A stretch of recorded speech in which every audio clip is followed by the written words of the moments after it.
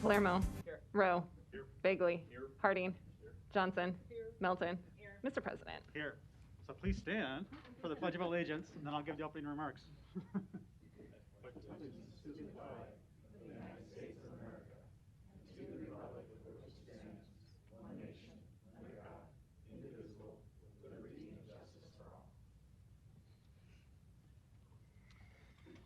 So I wanted to make two comments today. The first is I wanted to note the passing of a great American. Of course, General Colin Powell died yesterday. He dedicated his whole life in the service of his country. He served in combat in Vietnam. He was a four-star general, of course. He received the Bronze Star and was also a recipient of the Purple Heart. He advised 4 presidents. And he was the first African-American chairman of the Joint Chiefs of Staff and the first African-American Secretary of State. So an amazing career, an amazing public servant. He was a colleague of my uncle's in the military. I never heard anything but positive things about him and his leadership. And I thought it was appropriate to have our flags at half-staff, of course, but also to have a moment of silence for him here today.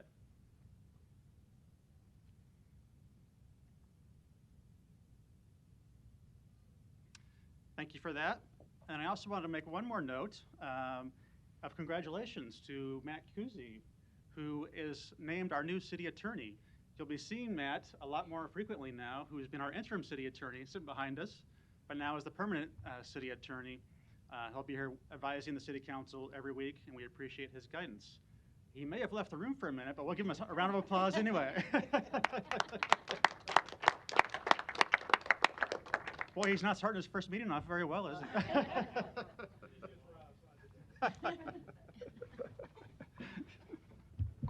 An affidavit of publication is on file for the pre-council and city council meeting, and a current copy of the Open Meeting Act is posted in a white binder on the east wall of the legislative chambers. Good afternoon and welcome to the Omaha City Council. We look forward to hearing your testimony on our many items here today. Please turn your cell phones off or at least to vibrate. Items 6 through 9 can be considered together for Heartwood Estates, located northwest of 151st and Pine Streets. Planning Board and Planning Department recommend approval. B is communication and opposition. Items 6 and 7 are ordinances to rezone this property from R4 District and MU District to R4 District and MU District. Item 8, a resolution to approve the final plat. Item 9, a resolution to approve the subdivision agreement. Public hearing and vote on items number 6, 7, 8, and 9 is today. The applicant, please. My name's Joe Flaxbeard. I'm with Lamper Nearson, 14710 West Dodge Road. On behalf of the applicant, I'm also joined by Bart Emanuel with the Applied Underwriters in the audience today. We're here with Heartwood Estates, some rezoning, subdivision agreement, and a final plat. These are consistent with the master plan that was put together for the Heartwood Preserve, formerly known as West Farm and South Farm. We did receive the letter in opposition from the neighbor with relation to some silt and runoff issues that he's experienced some through construction here. I've met with this gentleman in the past during the original overlap grading, and then Bart Emanuel with Applied Underwriters. Met with him, I think, just yesterday, most recently. We understand what his concerns are. We're going to help get him some, we're going to give him some facts around how we've rerouted stormwater to basically address the issue there. So, and Bart and his company have committed to doing any yard cleanup, anything that this guy deems as fair to address the issue here in the letter. So I wanted to tackle that one, and then I'm here for any other questions, and Bart's available as well. Thank you. Any other proponents today? Any opponents? Public hearing's closed. Mr. Harding, you're recognized. Thank you, Mr. President. Joe, thanks, and Bart, who's in the audience too. I've talked with Mr. Tremblay, who wrote the letter of opposition, and have also spoken with Bart, and understand that they are trying to address the issue and work it out. So, knowing that it's not worked out today, it's in a work in progress. So I appreciate Bart and his team and Joe for their work on this, and with that, I'll make the motion to approve. Second. Motion and a second. Roll call. Palermo. Yes. Rowe. Yes. Bagley. Aye. Harding. Johnson. Yes. Melton. Mr. President. Yes. Items 6 through 9 are approved, 7-0. Items 10 through 13 can be considered together for State and Highway 133 addition located northwest of Blair High Road and State Street. Planning Board and Planning Department recommend approval. Item 10, an ordinance to rezone this property from AG District to GI District. Item 11, a resolution to approve the final plat. Item 12, a resolution to approve a special use permit to allow communication services in the GI District. Item 13, a resolution to approve the subdivision agreement. Public hearing and vote on items 10, 11, 12, and 13 is today. We'll take the applicant, please. Good afternoon. Mark Norman with the Greater Omaha Chamber, 808 Conagra Drive, Suite 400, Omaha 68102. Again, working with the Greater Omaha Chamber here on behalf of the client to answer any questions you may have. We've been working very closely with the city, the planning department, and public works on this project. We feel it's a great project for the northwest part of Omaha, and I think that again, just here to answer any questions you may have. Ask your support. Thank you. Mark. Any other proponents that want to speak today? Mr. Anderson.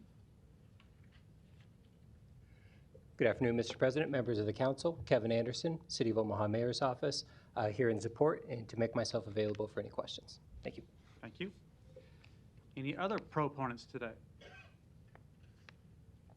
Seeing none, any opponents? Public hearing's closed. Roll call. Palermo. Yes. Rowe. Bagley. Aye. Harding. Johnson. Melton. Mr. President. Yes. Items 10 through 13 are approved, 7-0.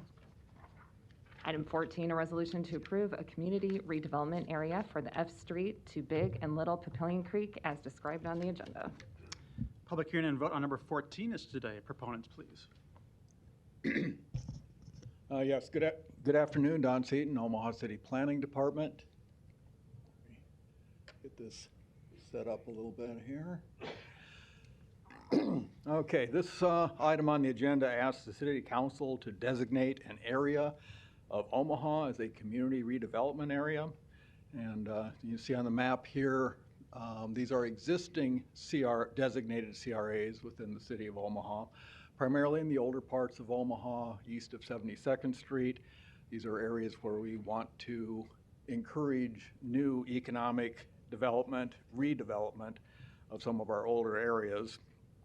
The primary reason, of course, for CRA designation is that it opens up an area for the eligibility to apply for the TIF program. It's tax increment financing, an incentive that we use to encourage redevelopment of older portions of Omaha, areas where we'd like to see additional development. The request for this study came from Grunwald Mechanical Contractors and Engineering. They asked that we conduct the study because they are interested in developing a new facility on a new site, and their financial analysis tells them that they may need the TIF program support to develop their site to its full potential. If I may, the site that caused us to, that they're interested in and that caused us to launch the study is this long vacant parcel here. Interestingly enough, it's immediately adjacent to another vacant parcel that is located within an existing CRA and that the council recently approved just a few months ago for the Outlook, Nebraska development. To kind of give you another perspective and put it in context, the site Grunwald is interested in is in yellow.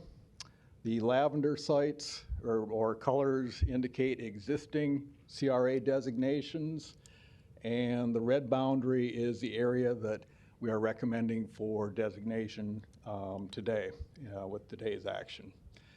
And as you can see, it kind of fills in a bit of a gap in the map.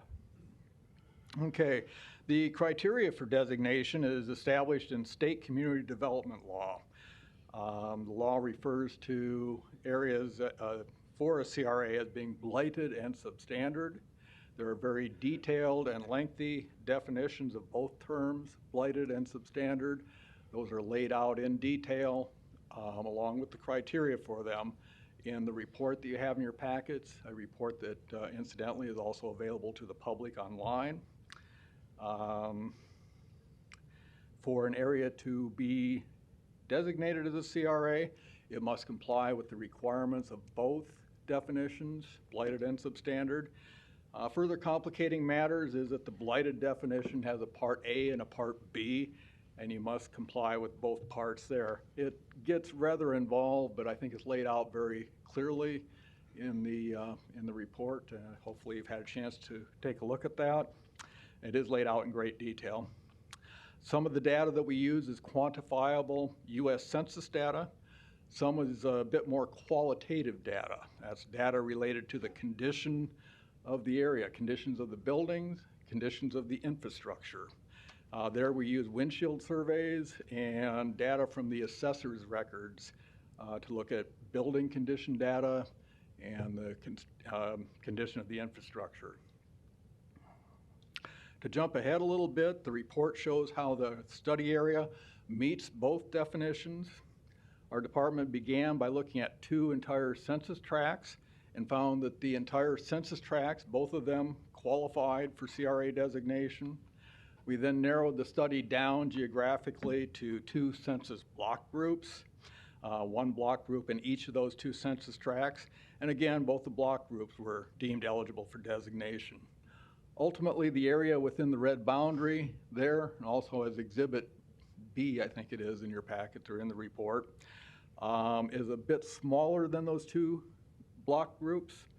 What we try to do in drawing these boundaries is pull in as many properties as possible that we think could be redeveloped and result in jobs and economic development, while trying to exclude well-established neighborhood areas, particularly single-family neighborhoods. In terms of the census data, the quantitative data has 5 parts to it, and for an area to be eligible, it only needs to meet 1 of them. In this case, we're meeting 4, and there could be an argument that it meets all 5. 1 is population change. The area has not exceeded a 5% population growth. Indeed, most of the area has seen a population decline. Per capita income is lower than the city's per capita income overall. Unemployment needs to be greater than 120% of the statewide unemployment rate, and it is for all of the geographical areas. Average age of structures needs to be greater than 40 years, and again it is. And then the last one is you have subdivided platted lands that have sat undeveloped for 40 years. And if we had multiple parcels, that one would be a yes. With 1, it's arguable either way. But again, we only need to meet 1 of these. In terms of the qualitative data, that's basically the condition of the built environment. There are not a lot of buildings that are in a badly deteriorated condition, but most are at best in an average or fair rating for their condition or lower. Many are utilitarian metal skin pole barn buildings that really don't represent the highest and best use of the properties. I think it's the infrastructure and its condition that is particularly important in this instance. The infrastructure in the area is really pretty old and is considerably substandard. Street lane widths are substandard, particularly for heavy truck traffic. You can see there's no sidewalks, and this is typical pretty much throughout that area. The storm drainage system in particular is quite inadequate. In conclusion, we as a department found that both definitions are met by this area and that it is eligible for CRA designation, and we recommend that you make that designation. Thank you. Thanks Thank for you. providing that background. Any other proponents that want to speak today? Seeing none, any opponents? Public hearing is closed. Motion and a second. Roll call. Palermo. Yes. Rowe. Bagley. Harding. Johnson. Melton. Mr. President. Yes. Item 14 is approved, 7-0. Item 15, a resolution to approve a major amendment to a large project special use permit in a GI district located at 5701 South 85th Circle, 5639, 5711, 5805, 5810, and 5820 South 86th Circle. Planning Board and Planning Department recommend approval. Public hearing and vote on number 15 is today. Proponents, please.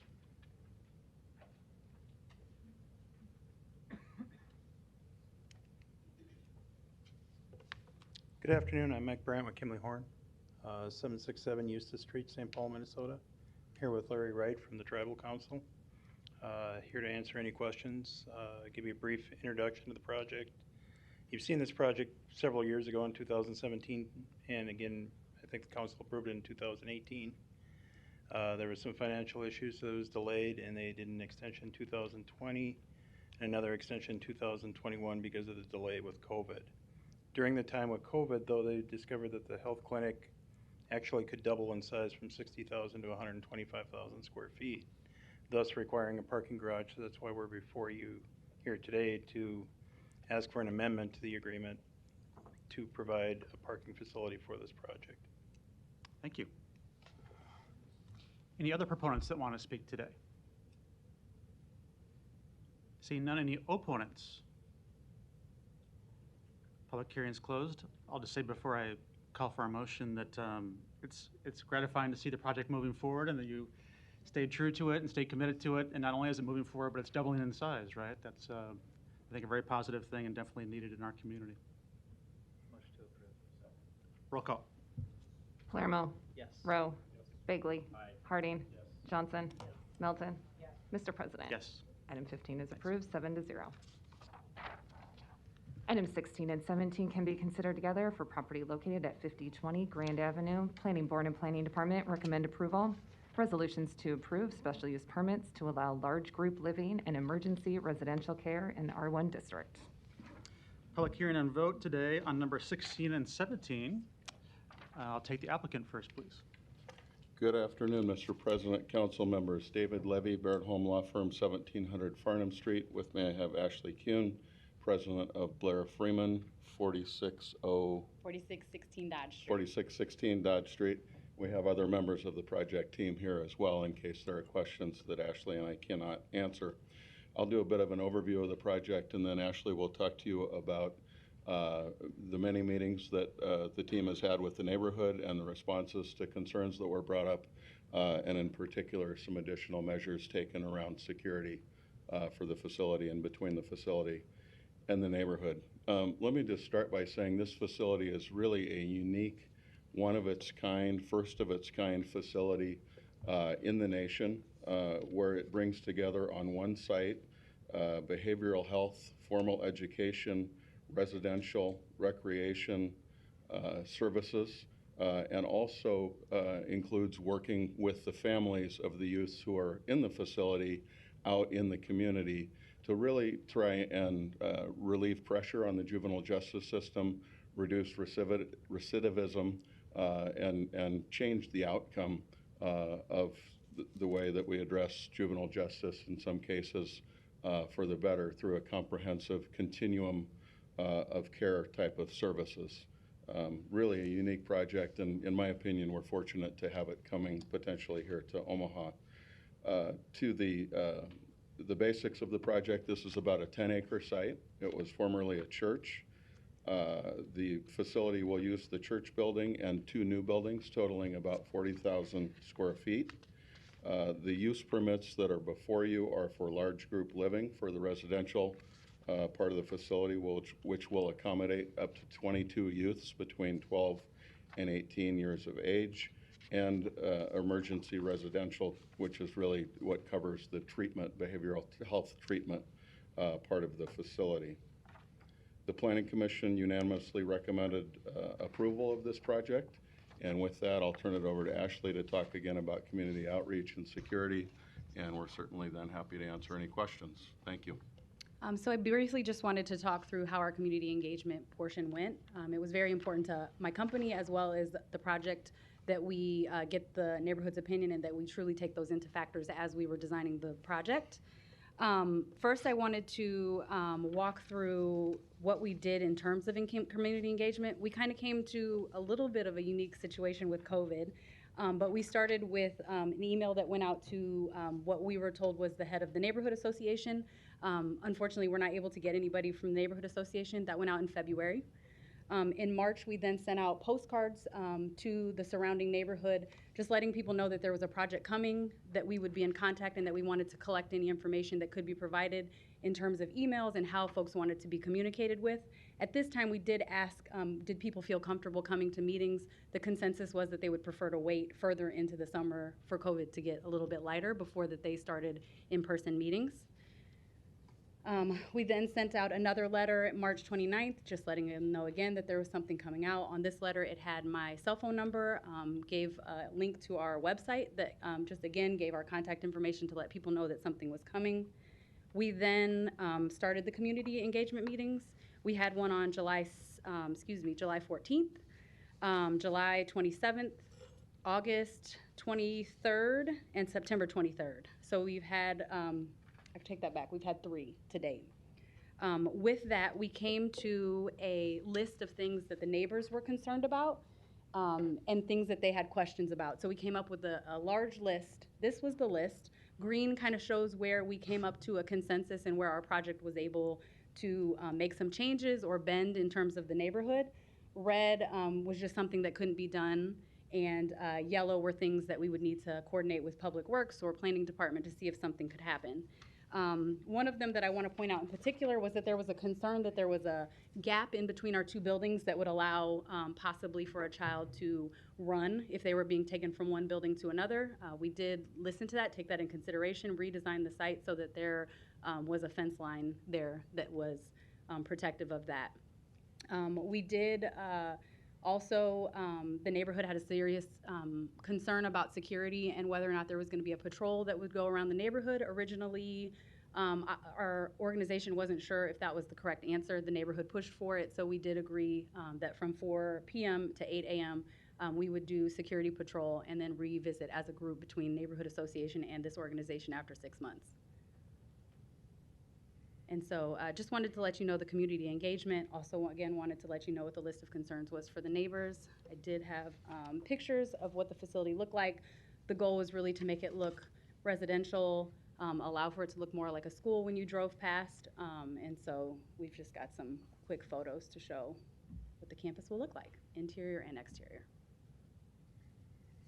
And you can see through these photos, I know I'm going through them fairly quickly, but you can really see again, the continuum and the comprehensive services. You've got recreation in this one, you had dining, education in the first photo, and then here's an example of a sleeping room as well. So again, you can really see the multi-use of this facility, which is really the hallmark of the facility, to provide all of these services in a comprehensive way.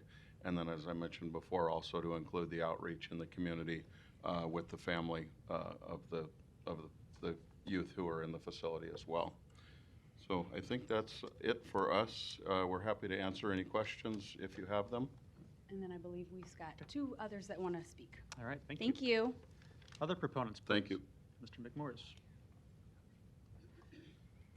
All right. Well, good afternoon, Council. I am Kenny McMorris. I'm here with Charles Duke Health Center, 2915 Grant Street. Just here to really express our support for moving forward with this. One of the roles that Charles will play, we talk a lot about integrated healthcare and access to mental and behavioral health supports. One of the things that we do, we are what's considered a federally qualified health center. We provide medical, dental, and behavioral health support, primarily in North Omaha, but surrounding communities. Demographically, we serve roughly about 13,000 individuals, close to about 40,000 encounters, and 11 service delivery sites in North Omaha. We pride ourselves on making sure that every individual that wants access to health care gets access to health care. So the role that we hope to play and will intend to play with this project is what was indicated, that there was going to be a clinic. And so as part of that clinic, relationships matter, trust matters, and we know that when young people get access to treatment, the consistency with those providers become important. And so our job will be to be a part of that. We provide the healthcare services to the young people while they're there, with the option and the opportunity to continue continuity of care with services beyond their time within the facility. As part of the community aspect of it, the site will be open and the clinic site will be open to the broader community. So we'll provide those services to the community. And there's never been a time more important than right now. We're dealing with COVID-19, the mental health and the anguish and the anxiety that many of the residents in our community are experiencing. Access to quality care is so important. So we think this is going to be a revolutionary project, as was indicated before, and Charles Drew will play a role in making sure that every individual in our community gets access to care, along with the young people that are going through therapy and treatment here. Thank you. And thank you for what you do at Charles Drew, especially during this time of the pandemic. Thank you. Other proponents, please.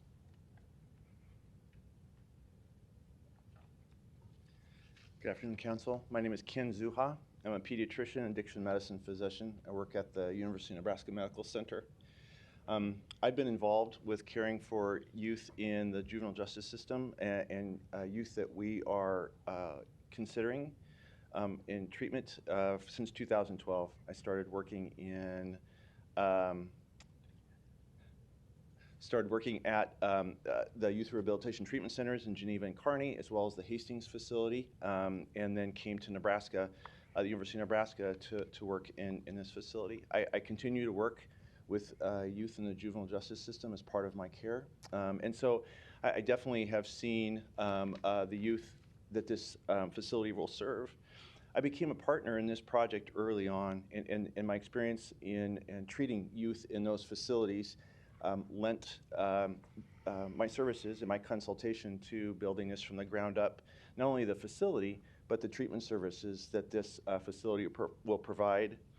The work I've done has also allowed me to witness the difficulties that so many families face when they struggle to provide the care that their children need within the community, and the community services are not enough. Our state has treatment centers that exist for youth. However, we have so many youth that actually end up leaving our state, and because the services aren't available because of the severity of their mental health needs. So what this facility would provide is the ability for these youth to be served in the state and in the community. We know that family involvement in care of the youth is so important, and without that, it's impossible for the youth to get better. And when they're out of state, it provides an insurmountable barrier for families to be involved with the care of their youth. That's why I think this facility is so important. Mr. McMorris just pointed out the fact that we are really struggling with youth mental health in this time of the pandemic. And just today, there was services or statistics released that showed that we've seen an increase in health emergencies by 24% for youth that are 5 to 11 years of age, and by 31% for 12 to 17. We've seen emergency department visits for suspected suicide increase by 51%. And these, again, are the youth that are struggling with the concerns that we would serve in this facility. So many of the youth that we treat struggling with these concerns come from the eastern part of our great city. This speaks to the location of this project. It places the treatment center in the heart of where these families live, work, and enjoy their family and friends. As a result, the families can embrace and come to think of this as their own, a place where they are comfortable that their kids are going to receive great care, and when they can come to engage in that care. Thanks for your time. Thank you. And I don't think I caught your address up front. Could you just I'm sorry. University of Nebraska Medical Center, 42nd and Dewey, Omaha, Nebraska. Great. Thank you. Any other proponents today? Seeing none, any opponents?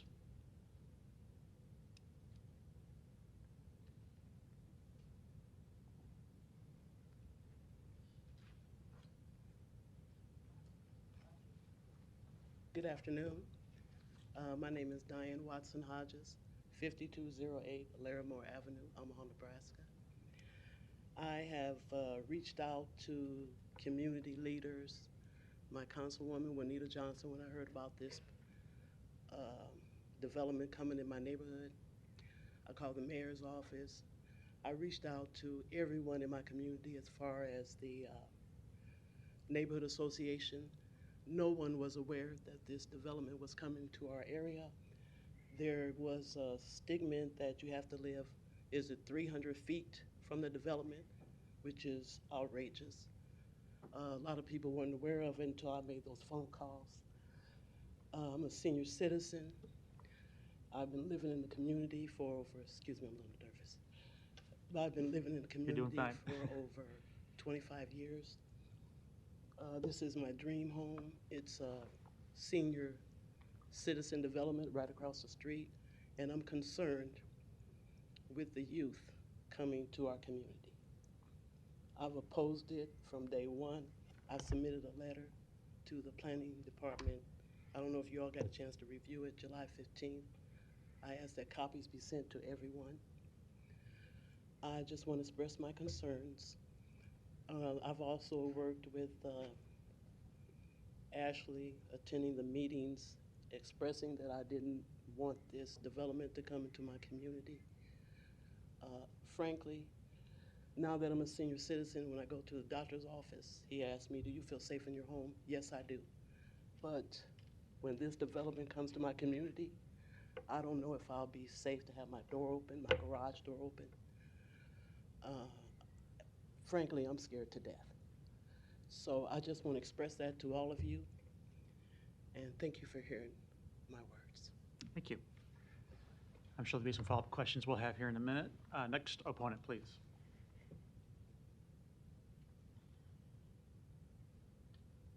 Hi, I'm Linda Donaldson. I live right across. I mean, I'm the dead-end street. So I live like from here to up there from them. And your address, please, just for the record. 4923 North 50th Avenue. Thanks. So I found in going around in the 5 houses around me that there are people who aren't even getting any of this mail. None. There are 2 people who had no clue anything was going on. Not from you guys and not from the city. They knew nothing about it. So I've been trying to catch them up on it. They were very upset and didn't want this. And they're single and they live by themselves. And they had nothing, no clue about it. So I tried to catch them up and do what I could, but I can't vote for them or anything else. But they don't want this. And at this point, since I found out that this was on a computer for God only knows how many years, you guys already had this settled, and we knew nothing about it. And then you guys said, what, you would make a decision in November 2nd or something? We never, nobody knew this. Nobody knew any of this. They're gonna make a street all the way through. We don't know any of this. What is the deal? Why don't they just come out and tell us everything from the beginning? From the beginning to the end. They should have came out and told us everything from the beginning to the end. And not just string us along and give us a tad bit of this and a tad bit of that. Because everything affects our property. Everything affects our property. Some are older than I am, and I am a single woman retired in my house. Some affects our property.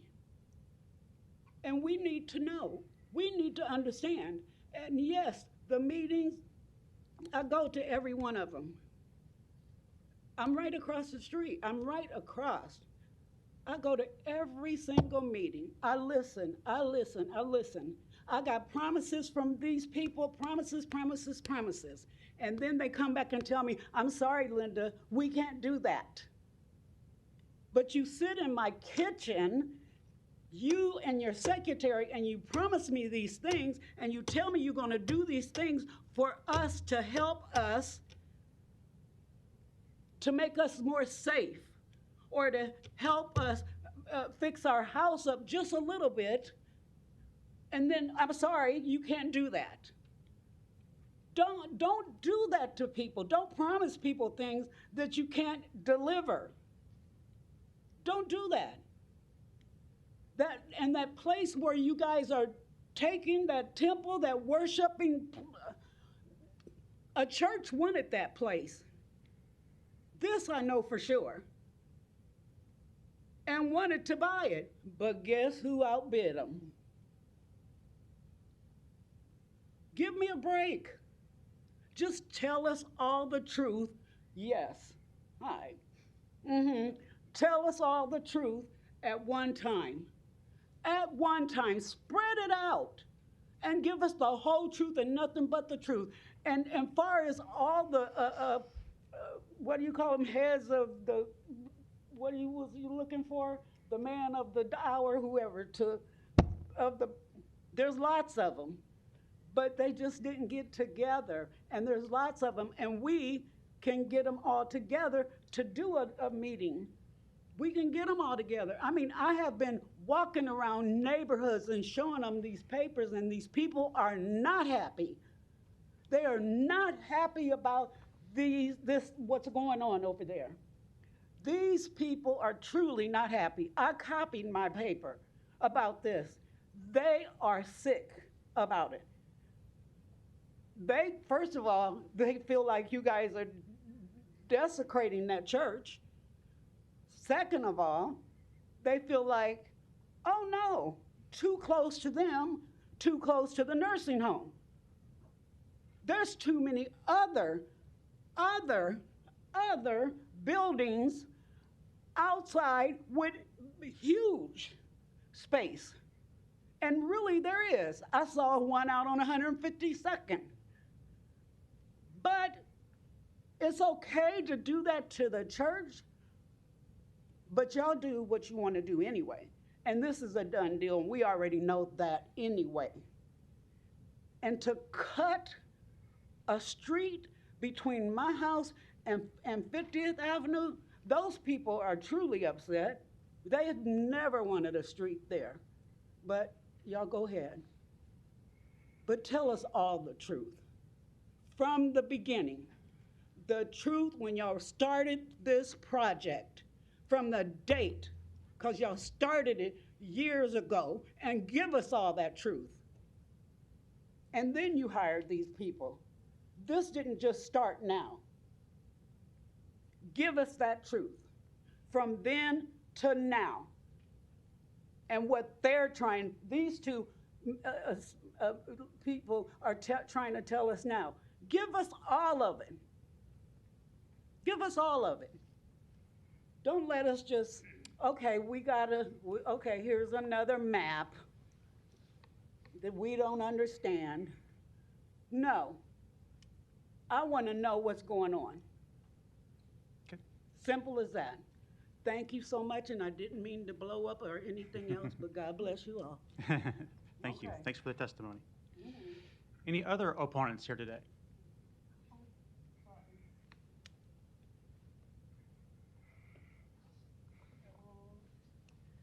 Hello, everybody. I'm Elizabeth Brockmeyer, and I live at 5122 North 50th Street. I've lived in this neighborhood for 14 years. I'm going to put this map here. I don't know if the screen's on. It'll come on.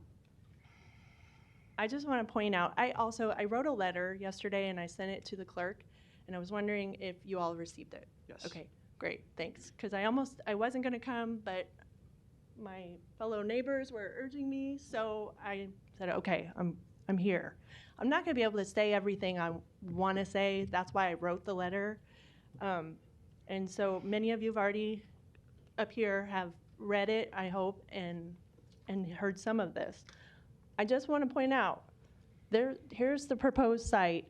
Everything around this area is a house.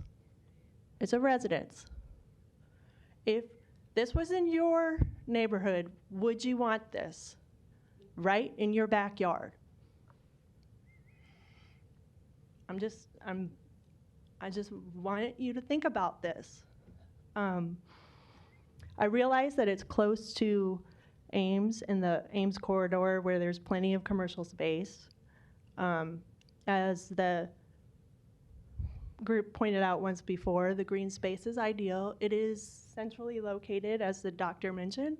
It is, close to the families that would be served, but I feel like the scale of the project and all of the services they're trying to provide, I feel like we could do better in a better location. There has to be a better and bigger location for something like this.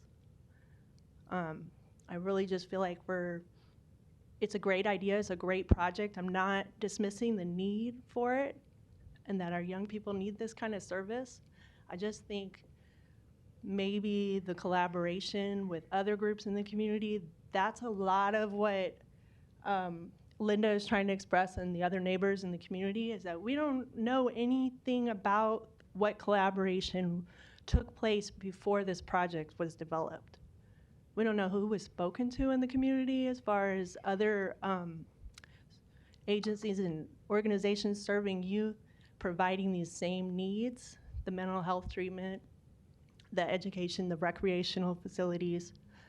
So I'm just urging maybe all of us as a community, let's really take a look at this and say, is this the best site?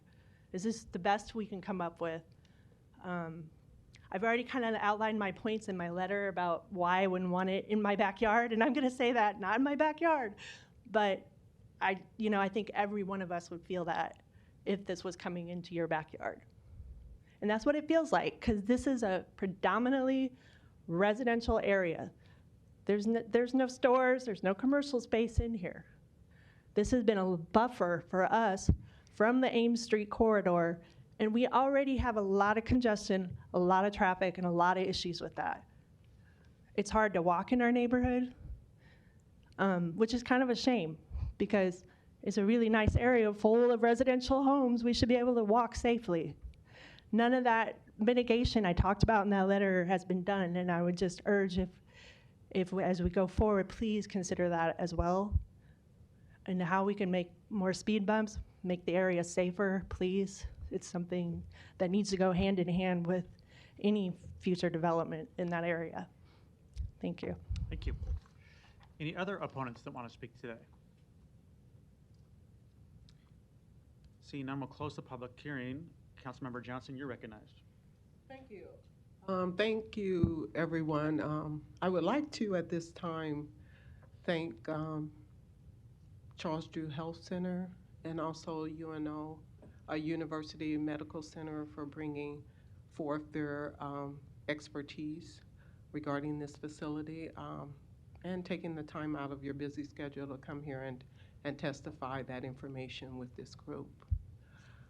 For the neighbors, they're on or about 51st and Grant. I just want to let you know that I too share in your into your sentiments regarding the how matters. How you were communicated with regarding this project does matter. And I hear what you're saying. I hear everything that you're saying. And I think that as a city, we should do a better job at providing information to citizens all the time. I ran on that platform when I ran my race for city council. I stand for that. I believe in that. And I'm doing everything that I can to ensure that we have the information we know and need concerning things impacting our day-to-day lives.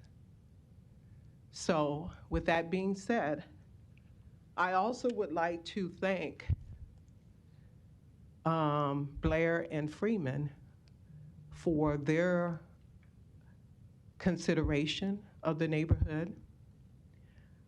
They did not take your feelings, the neighborhood's feelings, lightly.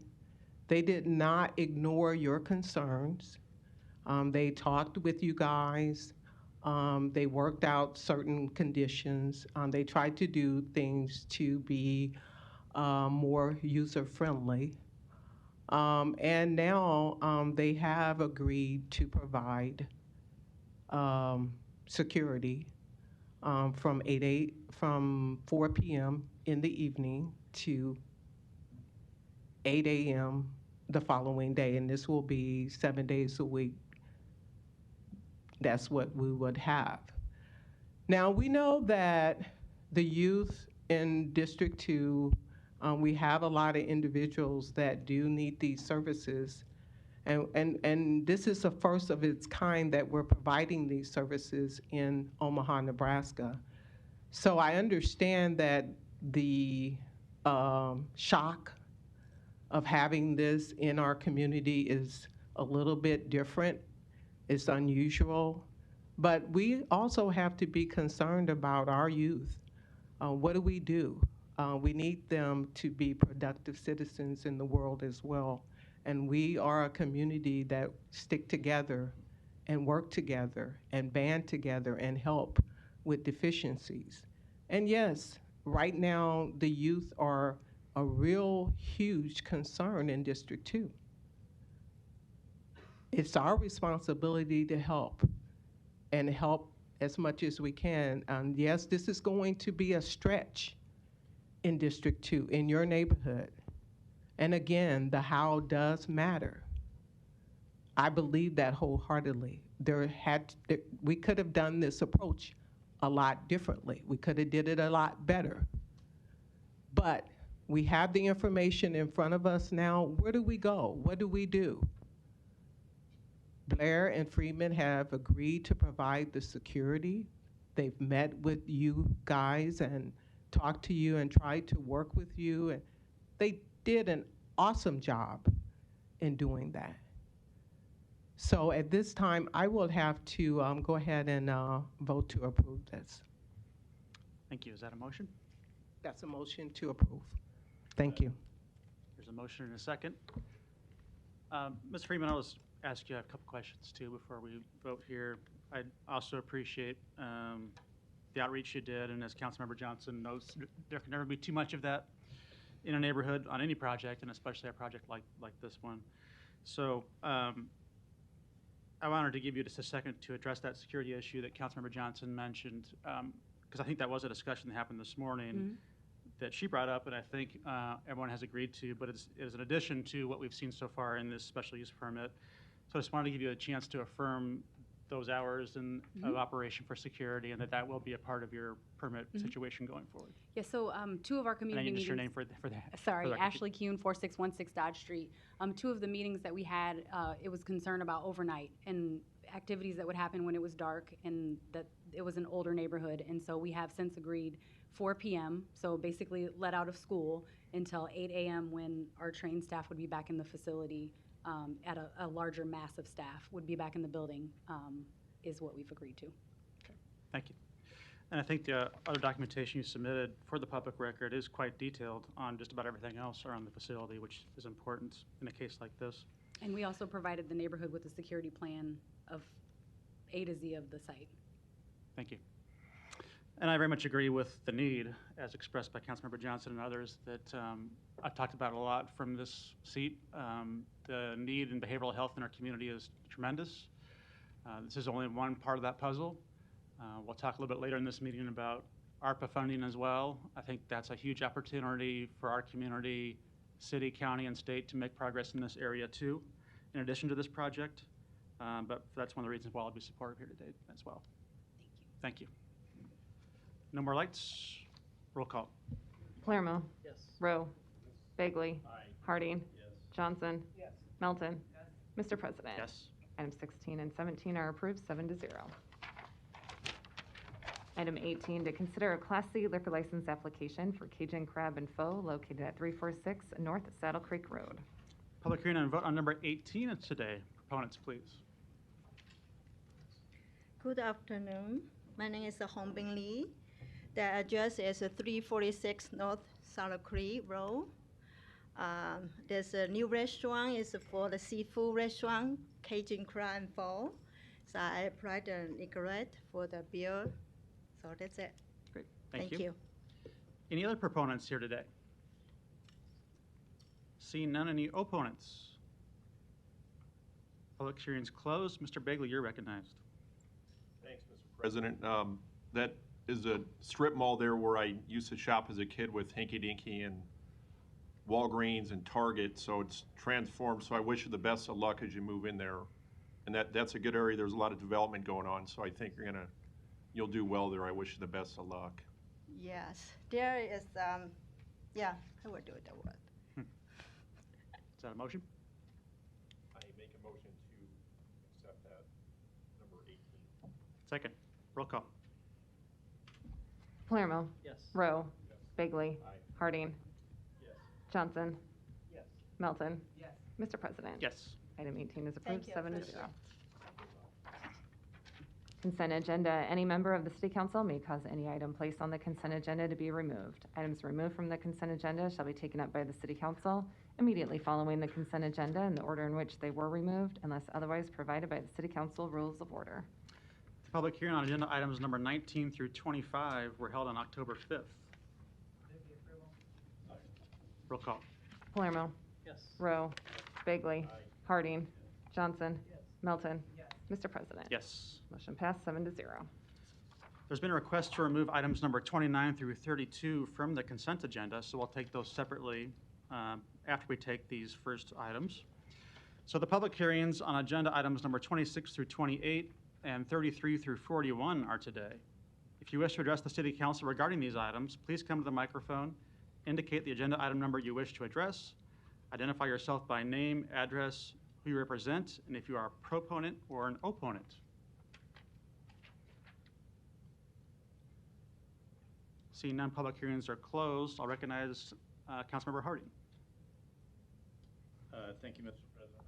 President. There was one item on here I was hoping to have a little more light shed on it because I think it's a unique and great project, and it's number 37, which is the Saratoga Beltline area designation.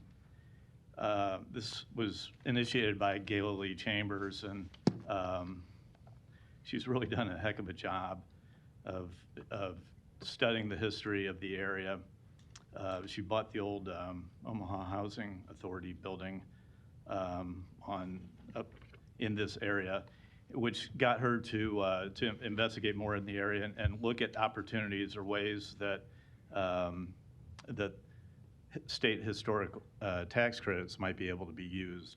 And it's really, if you haven't had a chance to read the kind of the history of it, so Saratoga was actually a city in Omaha, a city outside of Omaha, settled by a group out of New York, hence Saratoga Springs and Saratoga.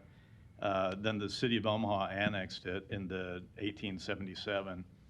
But it's maintained its identity over the years, and Gayla and studying the area and knowing the history of it, anyway, made this application, which I really wish she would have been able to be here today to give a little bit more about it, because it really is kind of an interesting story.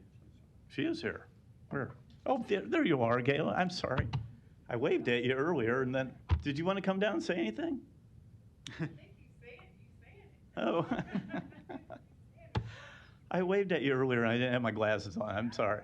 Okay. Well, anyway, thank you for being here. I wanted to have it pulled off the consent agenda just so we could have this conversation. But best of luck to you. I didn't do justice to the amount of work and dedication you put in this project. But thank you and the best of luck on it. Thank you. Is that a motion? Or, one more light, sorry. Councilmember Johnson, you're recognized. Yeah, I just wanted to thank you for all that you do. Certainly the contributions that you are making in District 2 does bring that sense of hopelessness into a area of excitement. And I just want to say thank you. Is there a motion? Motion to approve the consent agenda, 26 through 28, and then 33 through 41. And I'll second that. Thank you. There's a motion and a second. Roll call. Palermo. Yes. Rowe. Bagley. Harding. Johnson. Melton. Mr. President. Yes. Motion passed, 7-0. Items 29 through 32, resolutions to approve professional services agreement with Earhart Griffin and Associates, Inc., CNC Surveying LLC, Alfred Bernesh and Company, and Olson Inc. in the amount of $60,000 for the residential snowplow inspectors 2021-2022 winter season. Public hearings on items 29 through 32 are today. Proponents, please. Seeing none, any opponents?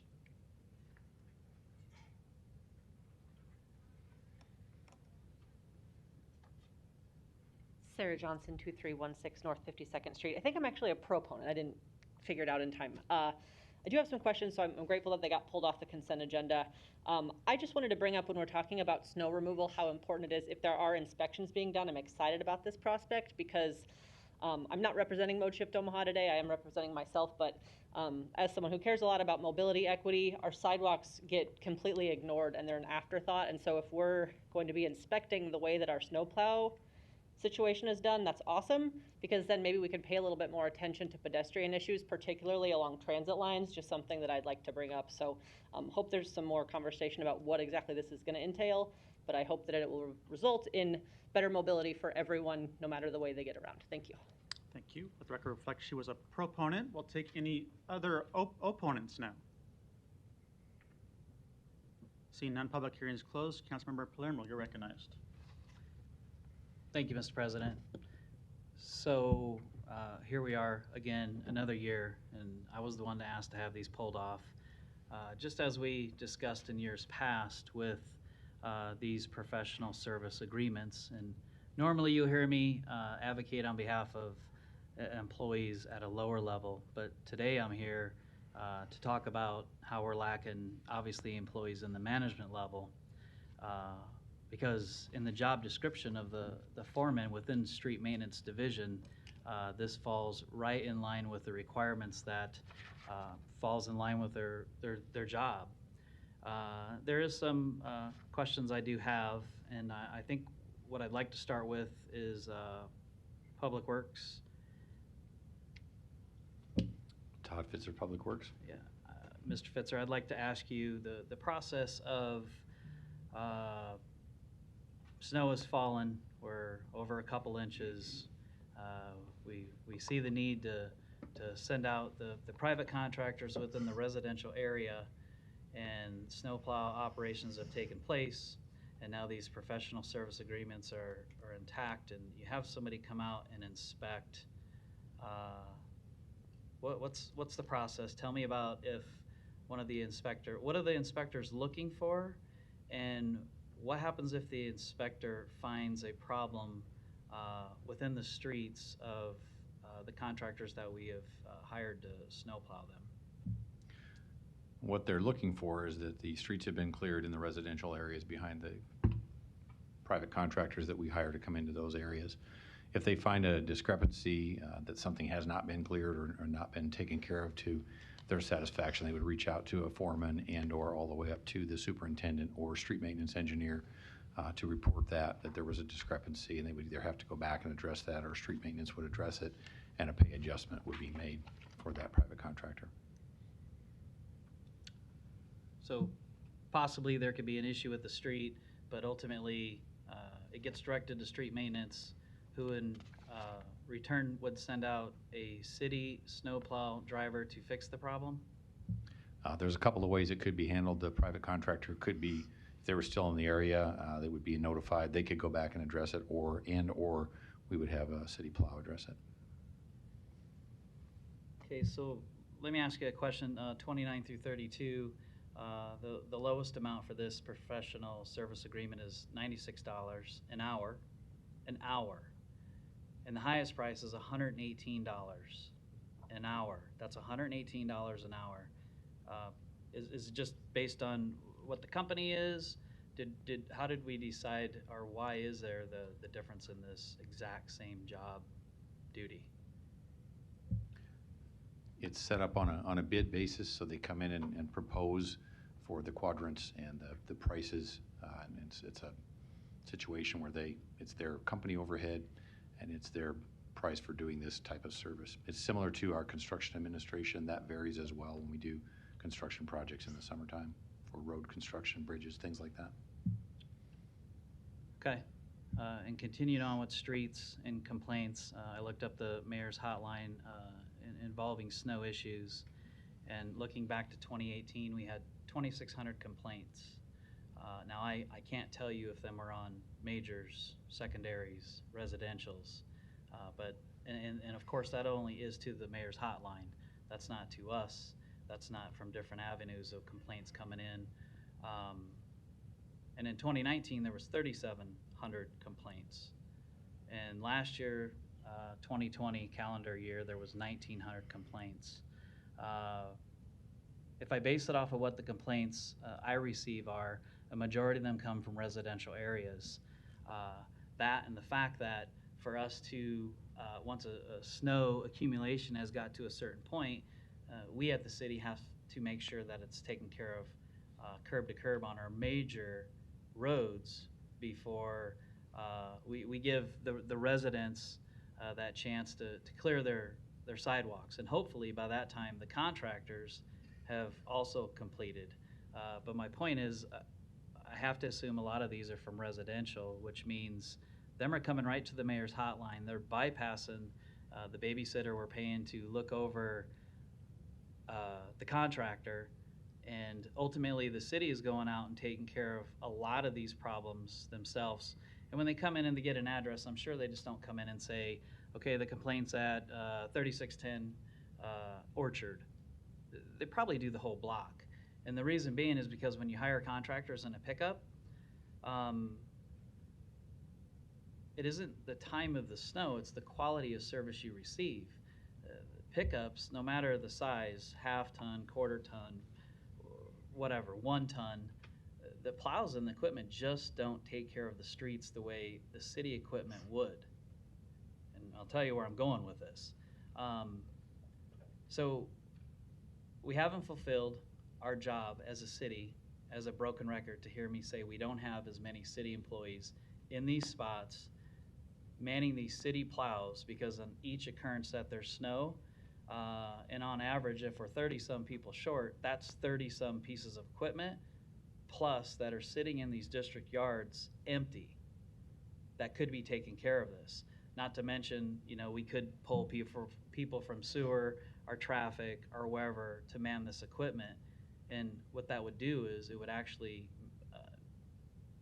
we wouldn't need these professional service agreements, because we wouldn't need these contractors to come and do residential roads, which would lessen the complaints we get, because the city employees, without a doubt, do a better job.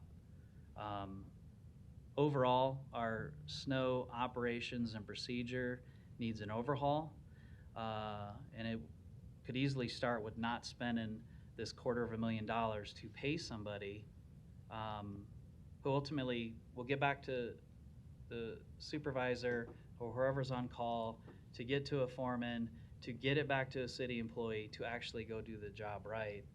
And also what I'd like to do is, I brought this up before, and I remember because we gave the foremans a pay raise. And we gave the foremans a pay raise because we said, well, we want to keep them around. And not only that, we fill their job description, and what we ask them to do deems the raise necessary. So I'm going to tell you what's exactly in their job description to take care of. So I had asked earlier in pre-council about Foreman 1, and I was told that they're busy, and they are very busy. And it's actually not in their job description directly to deal with snow operations. But if you go to Foreman 2 and you look at their job description, which is their job, under the essential functions, in one of the categories, point blank, oversees snow removal operation.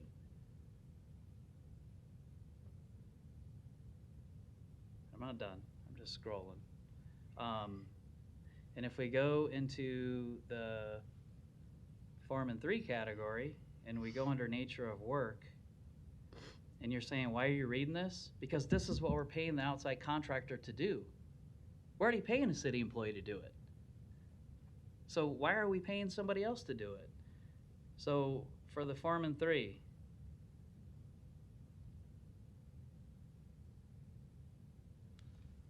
oversees snow removal operations in an assigned area of the city, which includes contract oversight. Let me read that again. Oversees snow removal operations in an assigned area of the city, which includes contract oversight. We're paying city employees at different categories, and I could go into the management too, and even management for the city maintenance superintendent or supervisor. It directly states that they're the ones that can approve the money for the contracts to these contractors. There has to come a time when we say we're done helping private contractors. We're going to finally help our city employees. And whether that's the city employees that we are obviously always short, which could do a better job and maybe take care of the residential areas without hiring private contractors. Because somebody came up and said something about sidewalks. You don't get the complaints from the city equipment with the city operator in the orange snowplow throwing the snow 40 feet up into the city yard. You get it from the pickup that has to do 40 miles an hour because they can't push the snow properly. That's what gives people grief to their drive approaches and their sidewalks. We have $250,000 here. And the reason I read you the job description for the jobs that we're already paying employees to do, because I never want them to say, oh, Councilman Palermo doesn't want your snow taken care of in your residential area. No, actually, it's just the opposite. I want your snow taken care of better, and I want the oversight to be better, and I'd like the $250,000 put into actually adding some personnel in that management category that their jobs description is to actually manage the snow removal operations. And we've just, a couple meetings ago, we seen these same contractors are overseeing work in the summer. So we wouldn't just need them for winter. We need them in the summer too. And we've found, and hopefully we're taking care of problems when it comes to pouring streets. So it's a year-round job that's desperately needed. Colleagues, listen up. We don't need to waste this money to pay an outside firm. What we need to do is invest and add more people to the city of Omaha who actually care and take care of our equipment and our roads. That's it for now. Thank you, Mr. President. Thank you. Councilmember Melton, you're recognized. Thank you. And I don't necessarily disagree, because I've had some issues in my own neighborhood over the summer with an inspector that should have been inspecting how the roads were done and wasn't doing their job. So, but Mr. Fitzer, I'm going to give you the opportunity to respond maybe to what Councilman Palermo just stated. I would agree with Councilman Palermo. I think that your guys in Public Works actually do a better job than the private contractors. I mean that as a compliment to the guys that work for you. I've been on the snowplow, ridden on the snowplow with one of the fine Public Works people that we have that plow our snow, and they truly do care. And they spend hours and hours making sure that there's snow removed and that we have a safe place to travel. But is there anything we can do right now? I mean, it is the end of October, and we already have the private people hired. So I guess, what are your thoughts about what Councilman Palermo said, and what would be the challenges for the city if we didn't approve these? Well, let me start by why we have this system in place, because it really boils down to level of service. When we get Todd, just your name for the record. I'm sorry. Thank you, Mr. President. Todd Fitzer, Public Works. Apologize. What this boils down to is the timeliness of snow removal. We have approximately 100 Public Works trucks and employees to operate those trucks, and they're on the main streets, and the secondary is when we get a snowstorm. Now, we never know how long that's going to take. It takes a variable amount of time depending on numerous conditions that I won't get into. But while they're out there doing those primaries and secondaries, these contractors are moved into the residential areas. And so we go from 100 trucks to over 300 trucks by employing these contractors to come in. If that were to go away, this $250,000 that we've heard about, that would buy us one truck and only would allow enough money left over for one employee to run it. So it would make a very minuscule difference in our level of service or our performance for a given snowstorm. Whereas when we bring in these contractors and do this, now I'm not opposed to city employees doing all of this if that's the desire of this council, but we're not going to cover that, and we're not going to give you the same level of service with $250,000, and it wouldn't even scratch the surface. So this is designed from a time standpoint to get residents out of their driveways, out of their neighborhoods within 24 hours of a snowstorm, with a 2 to 6 inch snowstorm, kind of an average snowstorm, because of all these private contractors coming in. This specific item that's in front of you today is for the inspectors.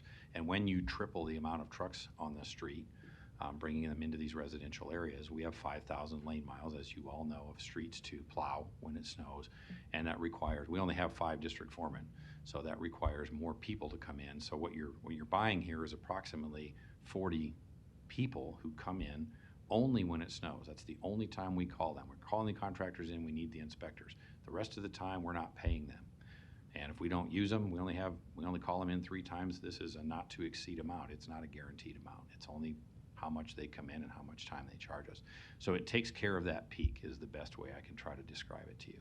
And if I may, there was a member of the audience that came up and talked about sidewalks. I would like to share with you, last year we did track complaints. We actually got more complaints about sidewalks than we did about streets, and we took that very seriously. So my colleague here in Parks, Matt Kalsevich, your new Parks Director, and I met, and Parks was already handling a percentage of sidewalks throughout the city.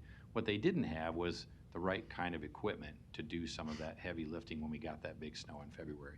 So Public Works and Parks are teaming together with those city employees, where Public Works is funding some of that equipment, the heavy equipment needs, and Parks is handling the personnel for that equipment to try to improve our level of service and our performance on our sidewalk snow removal, because we did notice that there was a deficiency in that area last year. So I want to take the opportunity to explain that difference and some of the things you'll see this year. Thank you. Okay. Thank you. I just kind of wanted to clarify that because I think Councilmember Palermo, is making good points, and again, kind of have a problem with just making sure that these inspectors are actually going out and doing their job. And I'm not sure what the follow-up is with the inspectors, just to make sure that they are doing their job. Because if we're getting that many calls, I'll just trust the figures that Councilmember Palermo gave. And I guess we don't know whether those calls were for sidewalks or streets. But if we were getting that many calls on residential streets, then I would be concerned that the inspectors aren't doing their job. Todd Fitzer, Public Works, I'd like to address that. A lot of the calls that we get are people that are upset because we plowed in their driveway. I went out and plowed my driveway, your snowplow came by, and now I got a windrow at the end of my driveway. That counts as a complaint. It has nothing to do with the inspector, has nothing to do whether it was a city employee or a contractor doing that work, but that's a very common occurrence that we get. Or you guys plowed in my fire hydrant, and as you know, that's the responsibility of the resident to go out and clear that fire hydrant. So it's those types of complaints that are grouped in there. I'm not suggesting that it couldn't be better, can always be better, and we certainly strive for that. But those are some of the very common complaints that we get. And then with the amount, when they do that, it was mentioned that we would then get money back, or maybe not pay the private contractor for work that was poorly done or missed. Correct. So with that, and I haven't seen the figures, and maybe I would like to if you had them, but how much did we maybe save because the inspectors saved us money that we would have paid for work that wasn't done? I mean, do we kind of make up for some of that or not? I'm not sure if I understand your question. Are you asking that if one of the private contractors doesn't do a street and the inspector catches it, do we save money? Absolutely. And back to your earlier question, was how do we know that the inspectors are doing their job? They're required, just like on a construction contract, they're required to fill out logs. They're assigned an area, specific streets, there's forms and sheets that have to be filled out before they can get paid. And then they are spot checked, back to Councilman Palermo's point, by the foreman. There's foremen also checking on the inspectors and doing spot checks to make sure that they're doing their jobs as well. But they have forms that have to be filled out, and those are logged and checked by Public Works employees to make sure that they've been out doing their jobs as well. Do we have them maybe on some kind of GPS system where if they're out doing it, they're doing it with maybe an iPad so that they're, we're tracking the streets that they're checking and going down? Yeah, every vehicle, not only snow removal equipped vehicles as well as the inspector's vehicles, are all GPS tracked. Okay, so just because they're private, they still have the GPS track? That's correct, the contractors and the inspectors. And you have access to that information? Yes. Okay. Thank you, that answers my questions. Did I miss anything that you wanted to respond to that we've talked about today? Todd Fitzer, Public Works. No, I don't have anything to add unless there's further questions from me. Thank you. Thank you. Councilman Bagley, you're recognized. Thanks, Mr. President. How long have we been using these contractor services like that? Mr. Fitzer, can you answer that? Todd Fitzer, Public Works. This plan was implemented during the Settle administration, so 12 to 14 years ago. I don't know the exact date, Councilman, but it's been in place for over a decade. And when we went through our budget process, I know Public Works, the AE01s, 2s, and 3s, there was a vacant number, I believe it was 49 at that time. If those, just hypothetically, if those positions were filled, would that change any need for these contractors doing this work? Todd Fitzer, Public Works. No, it would not. We fill those if they're short, which we are short right now, and it's by about that same number.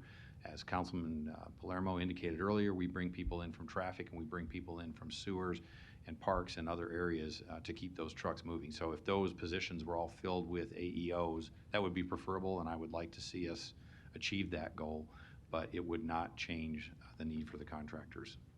Okay, thanks for that answer, and I want to thank Councilman Palermo for the methodical process he walks people through in this meeting on educating people on the rates they're paying these contractors to do this work, when I agree with the points he made that I think those should be done by city employees and not spending $250,000 on contractors when it should be done in-house. Thanks.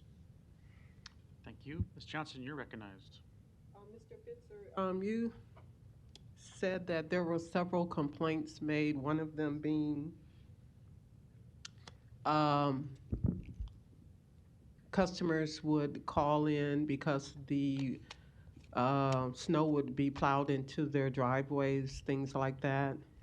So with that complaint being made, with this additional service, would that mediate that problem? Todd Fitzer, Public Works. No, it will not. When we drive a snowplow down a street, whether it's a 3/4 ton pickup or a big orange tandem truck, the snow comes off what we call a windrow in the front of that plow, and it just moves it over to the curb.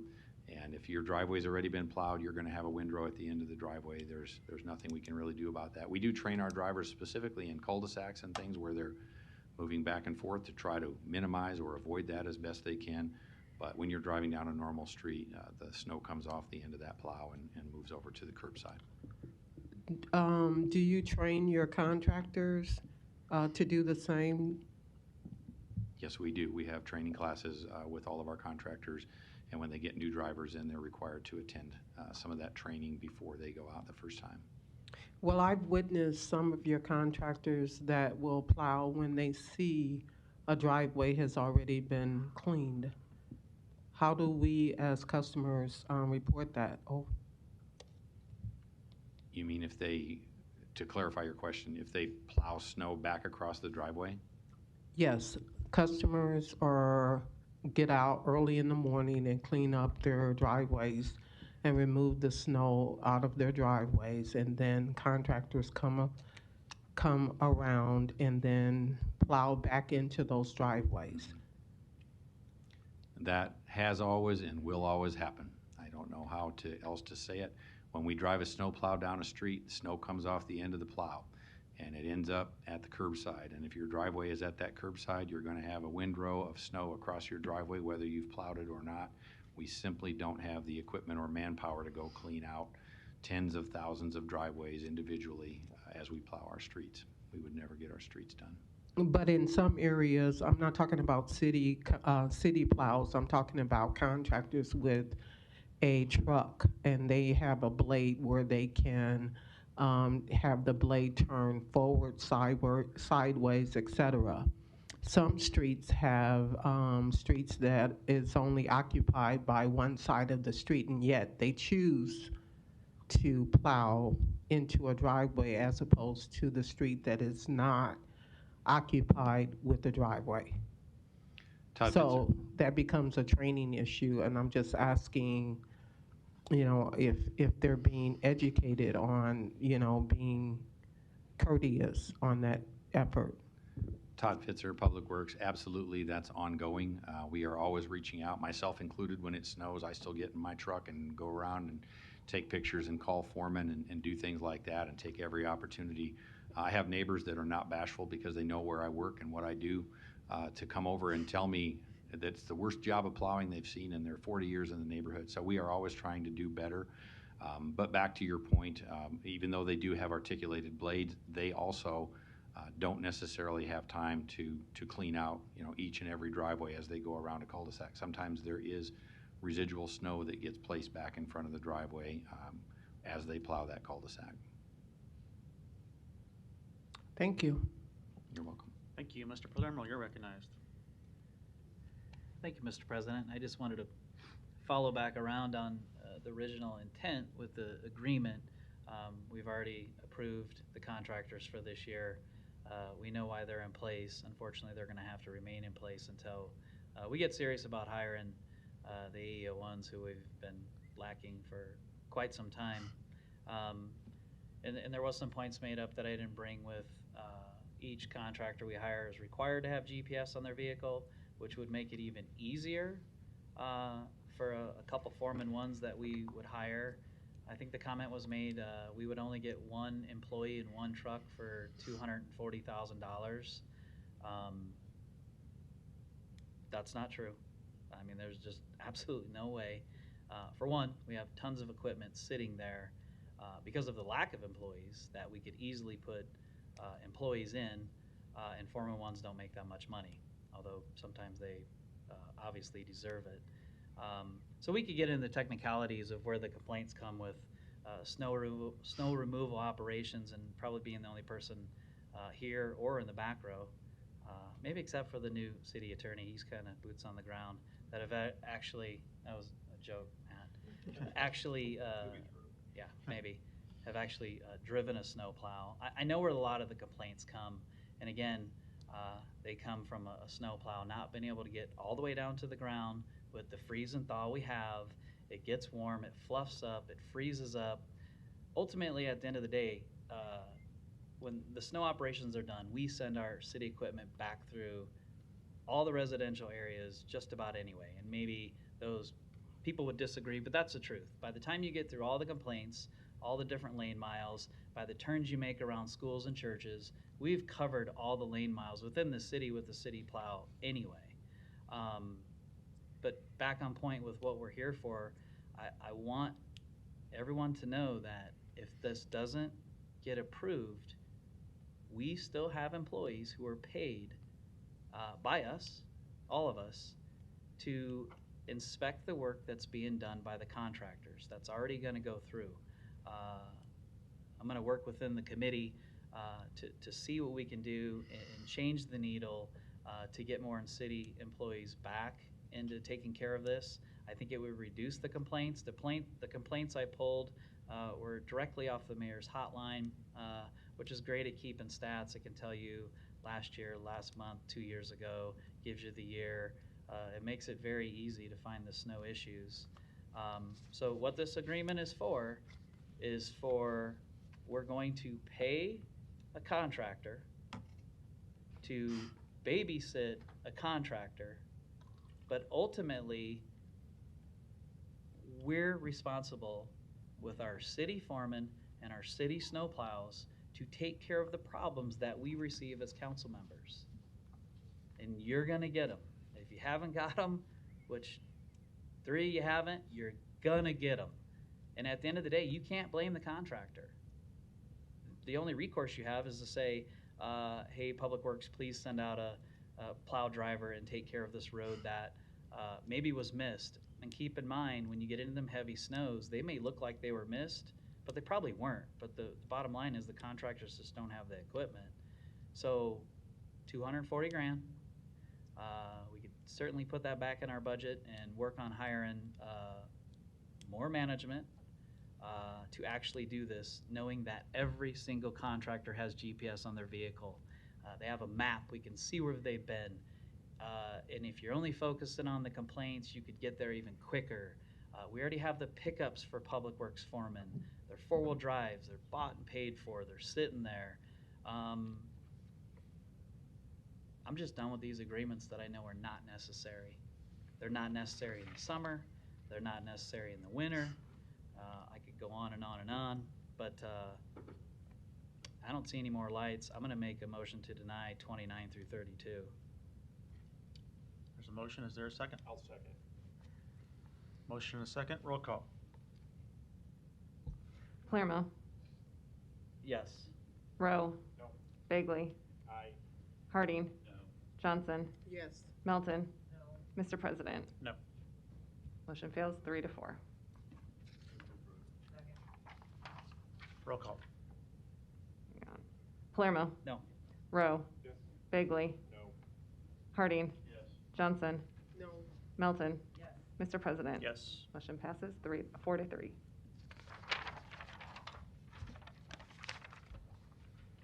Item 42, an ordinance to acquire private property for the 5B street projects. Public hearing on number 42 is today. Proponents, please. Seeing none, any opponents? Seeing none, public hearing is closed. Item 43, an ordinance to transfer a permanent easement and land to Metropolitan Utilities District to relocate facilities located on the northwest corner of North 11th Street and East Locust Street. Public hearing on number 43 is today. Proponents, please.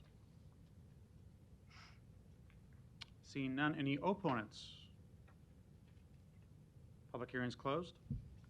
Item 44, an ordinance levying a special tax assessment for condemned buildings or structures on certain lots in the city of Omaha, group number 2021-01. Public hearing on number 44 is today. Any proponents? Seeing none, any opponents? Public hearing is closed. Councilmember Johnson, you're recognized. Thank you, Mr. President. Just wanted to clarify that when this was first reviewed and looked at, I was not present, but just wanted to put it on record that the process for demolition of property is a well thought out process, and I'm confident that the city planning department did go out and do its job in terms of making sure that those houses that were scheduled or did get knocked down was within the appropriate guidelines that we as a city have. And then also I wanted to share that individuals that their homes were demolished, they were given an opportunity, or they received a notification that this was going to take place. So I just wanted that to be on record, that this was done above board. Thank you. Thank you. No further lights. Next item. One public hearing can be held for items 45 and 46, A's communication and opposition. Ordinances to approve agreements with Elkhorn Public Schools and Millard Public Schools for school resource officers for the 2021-2022 school year. Public hearings on items 45 and 46 are today. Proponents, please.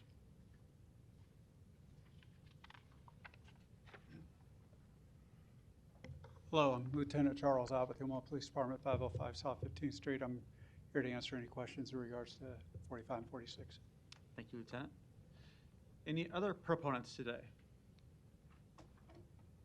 Seeing none, any opponents?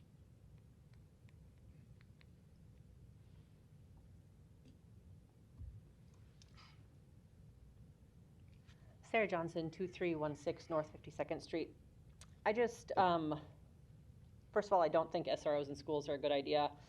We've heard a lot of data already around that at the budget time, so I won't go into that. But I will say I was at a library meeting last night, and what Millard really needs is a library. That's the type of resource that school kids need. That's all. Thank you. Thank you. Any other opponents today? Seeing none, public hearing's closed. Mr. Bagley, you're recognized. Thanks, Mr. President. Knowing some people in Millard that are in education and administration out there, a couple things I wanted to point out, that those SROs are there for the safety of the students and the staff. And the R in the SRO is resource. And I got a question for our new city attorney. I'm going to put you right on the spot if I could, Matt. Mackenzie City Attorney. Can you give a brief synopsis of what the Fourth Amendment is? Right on the spot for you here, Counselor. Unlawful search and seizure. Thank you. Nailed it. Softball. You're dismissed. Thank you. So I know what a lot of people maybe don't know about those SROs. The resource they provide is they go into the classrooms and they talk to students about their Miranda rights, the Fourth Amendment, unlawful search and seizures, and Lieutenant can probably fill me in a little better on that, as could Matt. But it really is a process beyond just being there an armed officer at a school. It's education of the students and to provide that resource and to be even a mentor to the kids in the school that might not otherwise have it. They really are role models that if you talk to people that deal with kids in high schools like that, it's tougher than ever in these days. But I just wanted to comment on that I think it's a vital service that's provided that also is reimbursed by Millard. It's not paid by the city, is what I understood from our meeting this morning in pre-council. So I just wanted to make that comment that it goes way beyond just having an armed officer. They're mentors, and kids can trust them, and it builds future trust with law enforcement that is much needed today on what's going on in this country. That if you have that resource officer and you had a relationship with them, it really is a positive thing. And you know, with the violence in schools as well, having that dealt with this in this city years ago, I just wanted to state my thoughts on that. That I think it's a real good program, and I'll continue to support it. Thank you. Thank you. No further lights, or Mr. Palermo, you're recognized. Sorry, Mr. President. Councilmember Bagley brought up the point I wanted to bring up, where we've heard opposition about this, and we know how important the budget is, and the fact that the city of Omaha doesn't pay a penny for these officers and where they're assigned. It's all reimbursed by the school districts where they are. And I'll tell you a little story of a SRO I know very, very well, and you can do your research and find out who it is. He's my father-in-law, and he just retired. And you hear, well, police in the school, how is it going to affect the kids? And I'll give you some stories of when I would, last year we went to a couple Millard North basketball games, and the kids were all there, and everybody was crazy, and teachers were there, and every single kid had come by Officer Martinez to say hi. This is the friendly face they see, the person who is there to keep them out of trouble, the person that they know cares about them, just like all the staff in the building. And that's what you want from kids. That's what you want from kids in that setting, where they go out of their way to make sure the resource officer, who some think are a detriment to the kids in the school, no, they're actually a huge positive. Not to mention those instances where, heaven forbid, we ever have some sort of school shooting. I guarantee I know who will be running towards that person.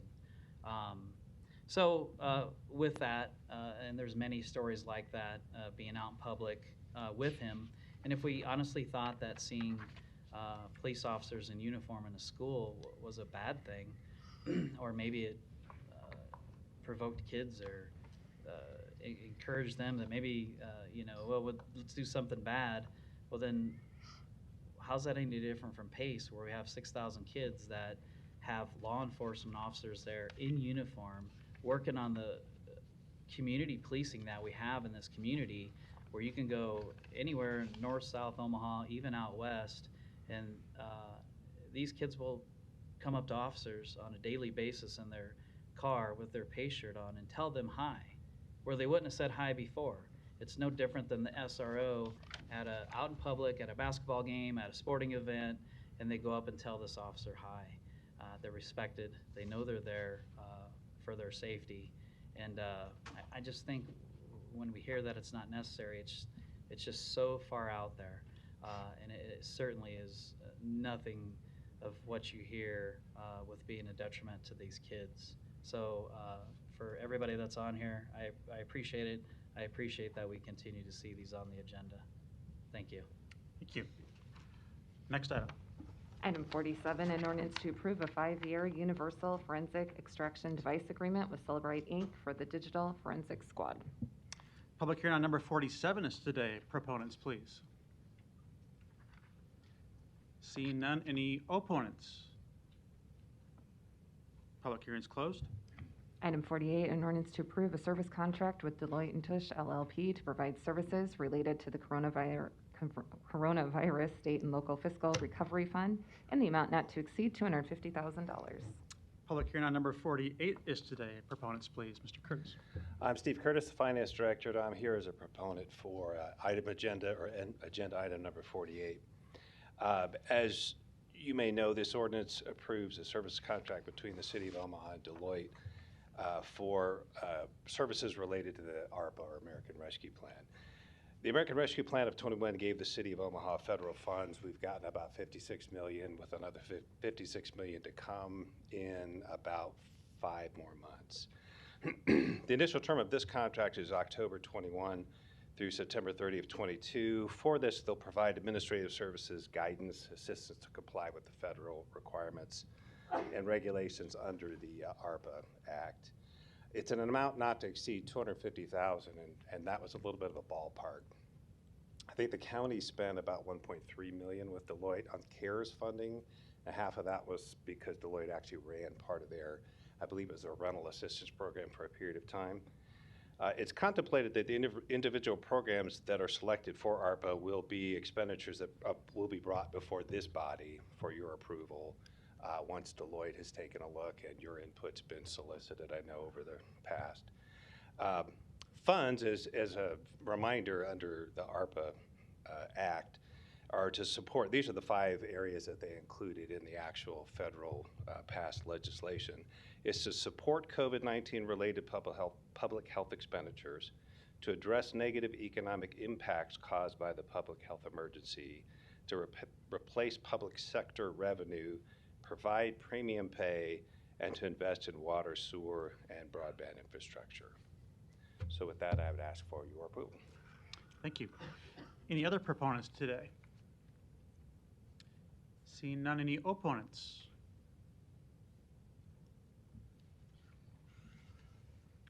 Luis Jimenez, 2709 Dewey Avenue. And I do represent myself. If I represent other people or, organization or something, I would let you know. So when I come up here, it's because I'm interested in civic engagement. So I'm an opponent, and Mr. The finance director, he's convincing. However, I think that this is an example where the local government treats its local people like they're stupid and they can't do this kind of work. Deloitte has had the opportunity of acquiring this experience, and I just think that a local company could provide these services for the city and the county, but that has not happened. It's the state, the county have gone with Deloitte, and that's just a lost opportunity, I think. Thank you. Thank you. Any other opponents today? Seeing none, we'll close the public hearing. Councilman Hardy, you're recognized. Thank you, Mr. President. Mr. Curtis, if you have just a second, please. I want you to respond to that, as well as it might kind of feed into what I was going to bring up. Is one of the reasons for us to go out and do this is that there are incredible parameters that are set forth by how these dollars can be deployed, and making sure that they are properly deployed is really Deloitte's what Deloitte will be assisting us in, so that we are not in a situation down the road where we have to be paying back dollars that were either needlessly or applied in an unnecessary manner. Steve Curtis, City Finance. You are correct in that you could be exposed for millions of dollars of repayment if this isn't done correctly. They have written these rules pretty stringently so that there are quite a few hurdles and reporting requirements. But a little bit of good news, Deloitte's local team will be doing most of this work. So a local staff will be doing most of this. With the exception, I think, the main partners in Austin. I felt like you needed to have a national firm with boots on the ground in Washington and connections to Treasury so that you could vet some of your ideas as they're made. There are a lot of fine local firms, and I don't know that they have that level of staffing so that they could do this. Two firms in particular that I was interested in were Deloitte, because they've had this longstanding relationship with the state and the county on CARES money, but also RSM, who happens to be our current accountant or auditor, and they had decided after a lot of thought that they would be conflicted out of it. So that's part of the reason we went straight to Deloitte. Thank you. Mr. Curtis, I'd ask just a few questions here too before we move on to the next item. So thanks for that overview. And the contract with Deloitte proposed today has a term of 1 year, right, but can be extended? Yes. And I think that's probably the idea, right? Because the duration of the ARPA funds is to be allocated by 2024, but spent by 2026. So you probably anticipate a multi-year engagement. I think so, but I believe we have lots of good ideas between the administration and the council, community ideas. I wouldn't be surprised to see us get most of this committed by mid to late next year, but again, that's kind of remains to be seen. So it's we'll have to extend if we can't get that far. Well, this commits to today is the $250,000 that you were talking about, and that is paid out of ARPA funds, which I think is good. But I also want to be mindful of we want to maximize those ARPA funds into the community, not into a oversight contract, right? And I would agree. And I think one of the things to remember is that at the county level in particular, I think I'd mentioned they've spent well over $1 million on the CARES side of this. They didn't have quite the staffing arrangement in their finance office that we have. We have a couple of individuals, and you've probably met most of them, who are quickly coming up to speed on this so that we can do as much of the work as possible and maybe use Deloitte more to vet or approve that, yeah, you could do that, or no, don't do it like that, but do it like this. As well as they have a portal, they have some electronics that we may or may not decide, depending on the kind of programs we do, we may or may not need to use their portal. Okay. And then taking into account some of the council members' interests, the mayor did outline to us, I think it was last Friday, some intentions of general allocations within the areas you noted were qualified for these funds. $40 million for revenue replacement for the city, $20 million for affordable housing, which I think is very important, and I was pleased to see that, and we think can be matched by the private sector as well. Yes. About $15 million into community grant programs for things like mental health, violence prevention, and workforce programs. $10 million for public space improvements and $10 million for tourism. And I recognize those are, general allocations at this point. But where I'm going with that is describe a little bit Deloitte and Touche's engagement with that. So if this is approved next week and they get up and running, they'll help make sure any applications that are in are consistent and can qualify for this funding. They may make recommendations to you or the mayor for what those applications might provide. They'll do the paperwork around it and accounting around it, I believe. And I think the indication was that could be done, at least on some of these funds, by the end of the year. So realizing that you have $56 million right now and anticipating another $56 million in the spring, it probably doesn't happen all at the same time, right? So do you anticipate individual contracts or individual applications that have been recommended coming to the council and sort of being counted against those general allocation areas, or how would you see that unfolding? That's a good question. One of the things that we've looked at, and understanding that your desire had been to try to bring it as a whole package, which we weren't quite sure we could do, but as best we could at least lay out these priority areas. An example could be our community programs area. We've talked to a couple of the really large kind of third-party vendors, if you will, to say that you as that vendor have a large network of community service entities. Would you be interested in taking some maybe $10 million piece of this with all of our input, but actually administering that program, vetting, making sure that the reporting is correct and resources and receipts are there. So that would probably come as a larger dollar amount versus if we were going to do something in the community and say, well, here's 15 that's going to go here, and instead of bringing each of those to you, it might be as a larger contract. Okay. Affordable housing is probably another good example of that. Right. So I would imagine a couple of these could be done in that time frame and probably in large amounts, like you say. But for an example, with the community grant program, that probably is administered by a third party, that might be an allocation that comes to us for approval, but then Yes. otherwise goes to that entity to And then administer. there would be subrecipients under that. I think you would be in a position to do the larger contract, and I'll look at Amber. Would they do the smaller contracts too within that? No, I think we would do the larger contract. So it'd be a larger organization that you would recognize, and then those subject matters below that, the subrecipients would come probably to my department and the mayor's office to make sure they qualified. Okay. That's helpful to my understanding. I think part of the interest too from council members has been we want to sort of see the overall plan and not just see things come through piecemeal, so we know where we are and we know where we are within these categories of priorities. And I think you're understanding that interest, right? To the extent we can do that, we understand that's what, I know you've expressed that and others. To the extent we can, without holding up any individual initiative, we would do that certainly. Okay. And then last question for now, the time frame then. If this is approved next week, when would you anticipate some of those things starting to happen? Or is there like an application deadline that'll be publicized for entities? I think we've mentioned prior to this, some of our initial priority levels were, one, get clarification on, you've seen the word revenue replacement here. That's kind of the catch-all for the city, making cities whole again, which was one of the first priorities under the ARPA Act. We have a number of things that we believe qualify, and we'll work with them to make sure that we understand what does and doesn't qualify.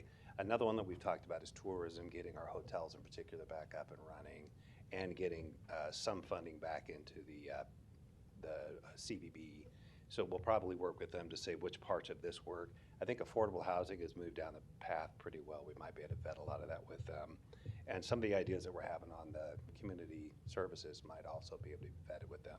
I think a lot of that work can be done by the end of the year, with the understanding that we're going to be pretty careful about overspending $56 million until we know we have that second tranche. Okay, thank you. Sure. No further lights. Next item. Item 49, an ordinance to amend Omaha Municipal Code, Chapter 43, Article 9, Contractors, changing the contractor licensing requirements for CEUs, adding a penalty fee for late renewals. Public hearing on number 49 is today. Proponents, please. Anna Bespoyasny, Superintendent, Permits and Inspections, 1819 Farnham Street. Good afternoon, President Festerson and members of the council. Contractor licensing for building contractors has been required since 2011, when the original ordinance was adopted. Now, after enforcing this code for 10 years, Permits and Inspections has identified some sections that required clarification or some minor changes. All classes of licenses that were defined in the original ordinance are maintained in this update. While some licenses were granted under the grandfather provision, they are not tracked or coded separately from a license that was granted based on an exam. As long as the license is renewed in a timely manner, it will continue to remain an active license. In order to encourage timely renewal, penalty fees have been added to this ordinance based on how late the renewal is filed. Continuing education requirements have also been greatly modified in an effort to clearly define the number of hours required and allow more options for acceptable courses. I contacted several of the local agencies that represent the contractors affected by these changes for their input and received positive feedback about the changes presented in the ordinance before you. These were Metropolitan Omaha Builders Association, Build Omaha, Association of General Contractors, and Professional Remodeling Organization of Nebraska and Iowa, which was formerly known as the National Association of the Remodeling Industry. I'm available for any questions if you have any, and thank you for your time. Thank you. Other proponents?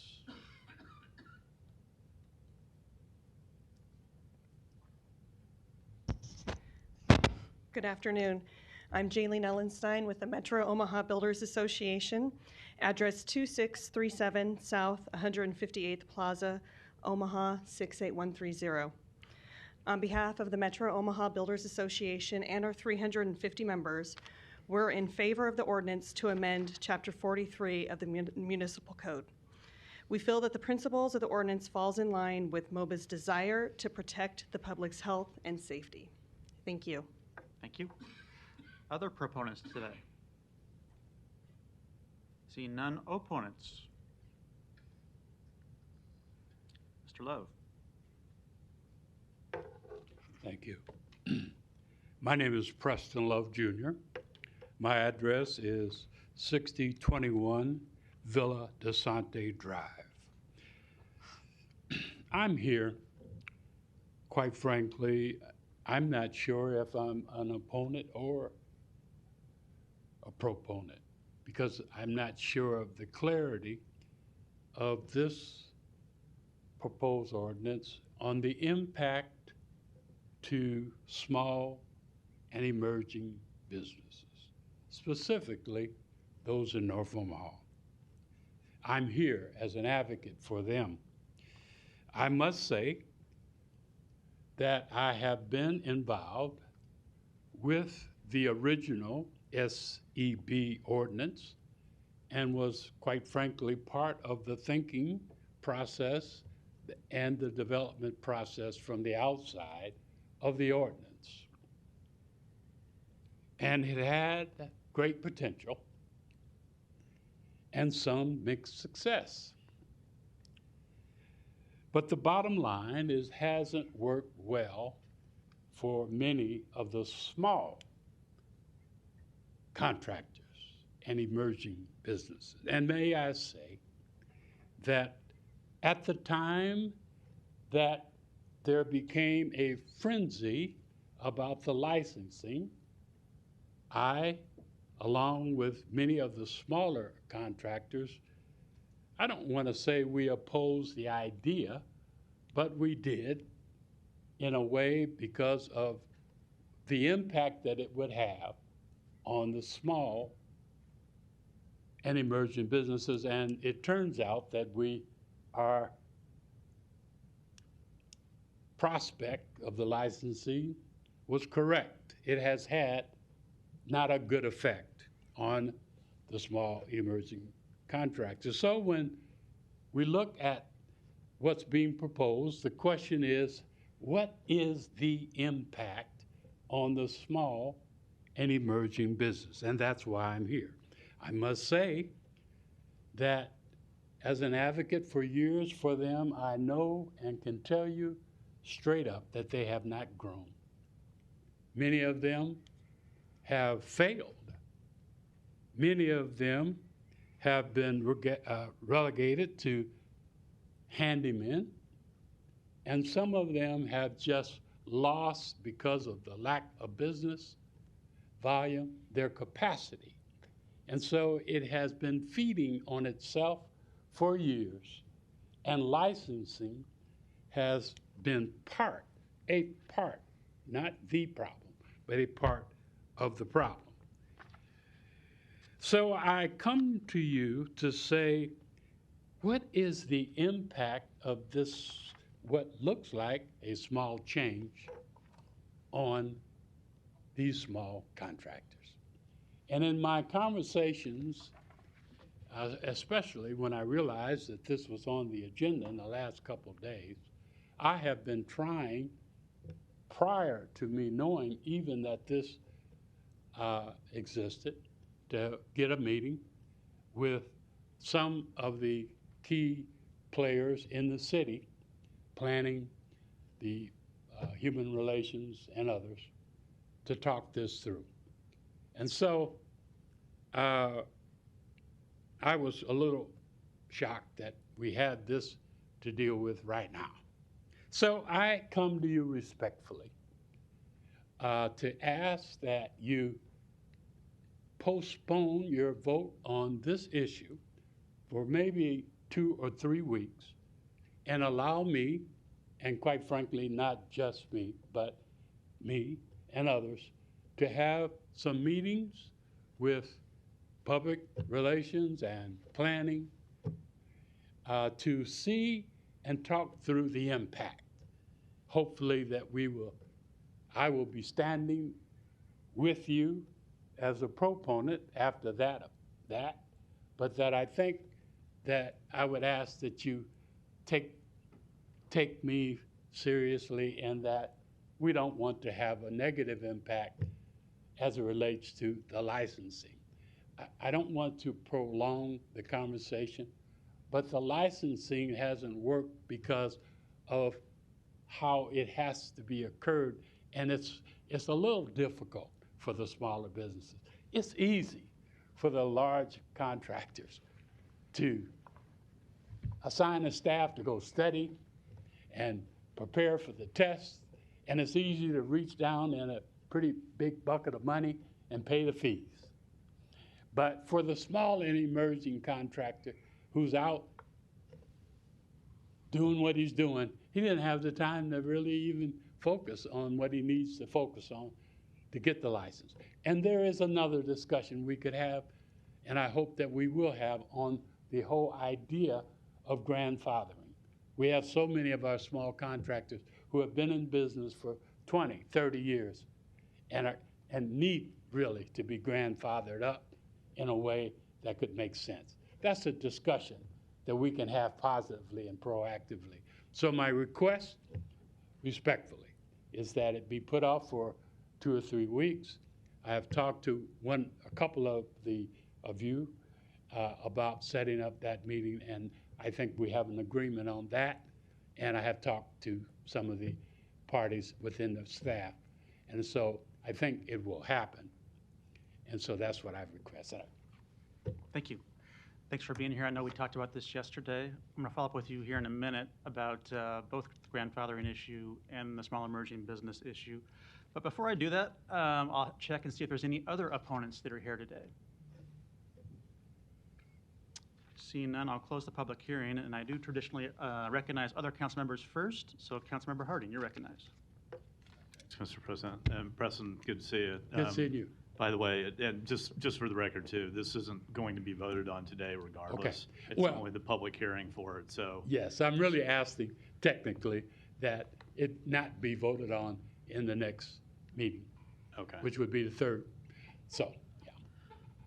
All right. Well, it sounds like some meetings are going to be set up anyway, so Okay. we'll see how those go Very good. before any decisions are made in that regard, I think. Thanks. Thank you, Mr. Rowe. You're recognized. Thank you, Mr. President. I wanted to just publicly thank Jaylene and her organization, the Metro Omaha Builders Association, and the efforts that they've gone to over the years to provide education opportunities for contractors. They do a good job of publicizing the events.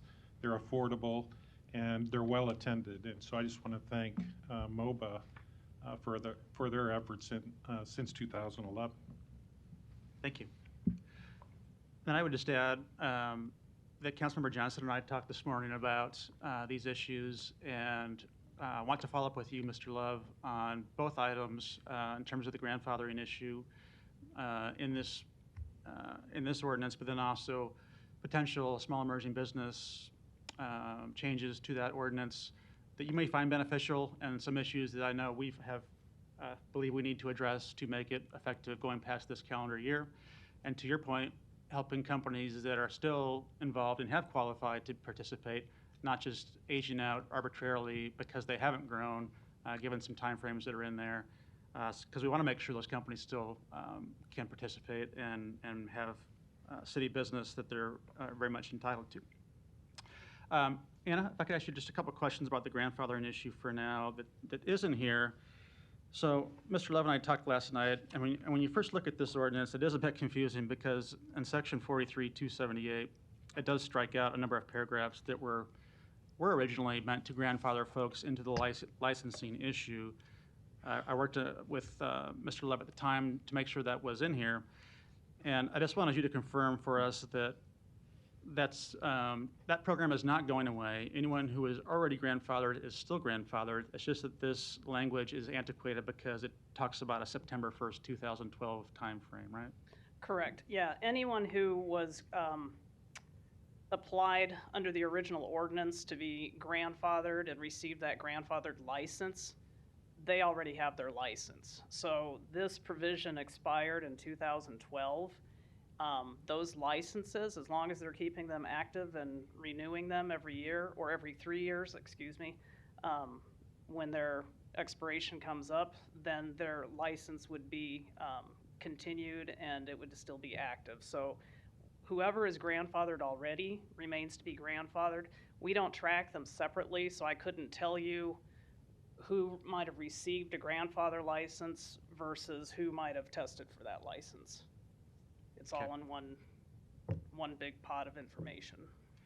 And I know a challenge for you, for those that are grandfathered or not grandfathered, is that sometimes things just slip through the cracks, or it's COVID, or there's health concerns, or something like that, and somebody's license might lapse before a renewal occurs. Correct. In an instance like that, though, a person that is currently grandfathered wouldn't be kicked out of the grandfather, right?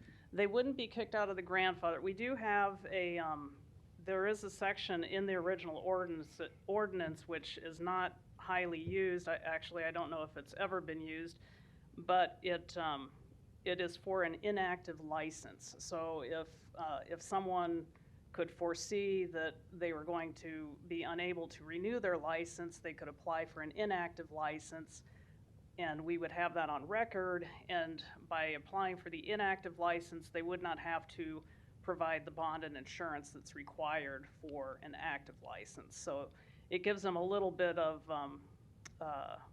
grace from meeting those requirements, but their license then would still be maintained. Okay, thank you. Mr. Love, do you want to come up for a minute too?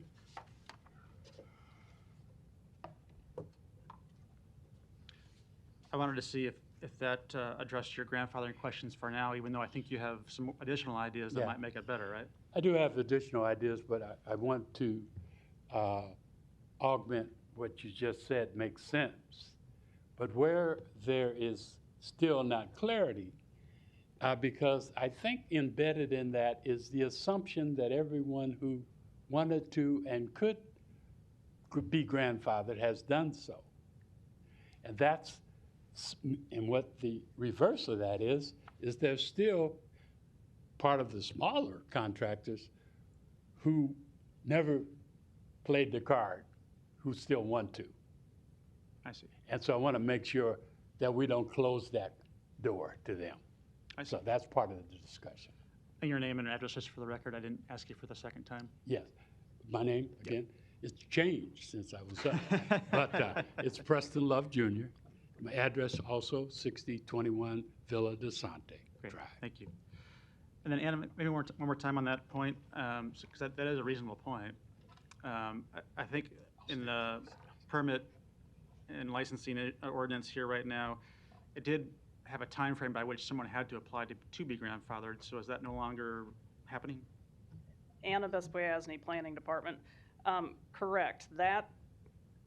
That provision to have a grandfather license expired in 2012 of September. And so we have not received any applications for grandfathered licenses after that date. Okay. I think the point Mr. Love's making is there may be folks that didn't take advantage of that still may qualify for that. That may be the case. Should that be allowed, right?